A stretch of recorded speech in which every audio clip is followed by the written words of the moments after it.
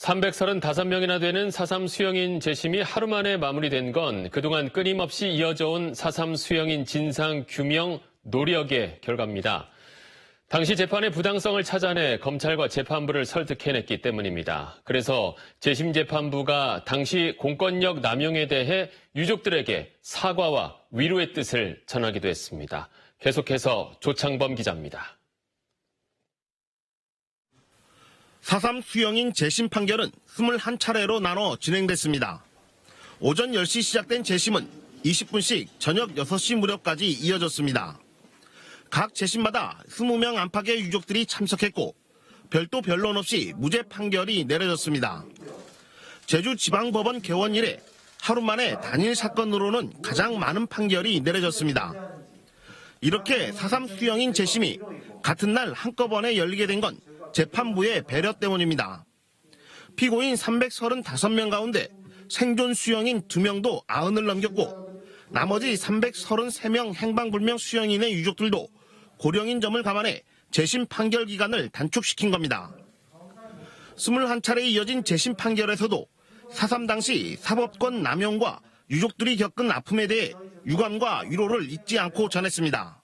이미 고인된 피고인들은 저승에서라도 이제는 오른쪽 왼쪽을 따지지 않고 남편에 나오는 지실각을 나눔이뿐인 밥상이라도 그리운 사람과 마음 편하게 둘러앉아서 정을 나누는 날이 되기를. 특히 4.3 수형인들이 재심을 통해 명예를 회복하는 게 역사적 의미가 있는 것이라며 법정 촬영도 이례적으로 허용했습니다. 억울한 재판을 받고 고문당하셨던 분들이 여전히도 전과자로 내란 실행 방조, 소요, 공무집행 방해라는 전과를 지금까지 달고 사신 분들이 있었기 때문에 지금 2021년에 이런 얘기를 여기에 들을 수밖에 없었던 것 같습니다.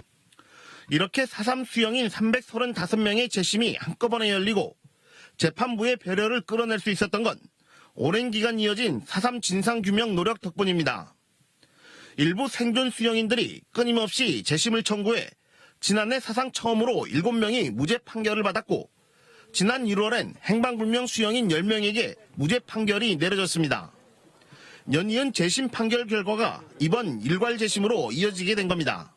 제가 그 할아버지, 할머니, 큰아버지가 다 4.3 때 다 돌아가셨는데 제가 가문의 명예회복을 하겠다. 아버지 편히 돌아가십시오. 제가 그런 걸 했습니다. 4.3 희생자와 유족에 대한 명예회복이 본궤도에 오르면서 진상규명과 정명을 통한 피해 보상에 대한 기대도 커지고 있습니다. JIBS 조창범입니다.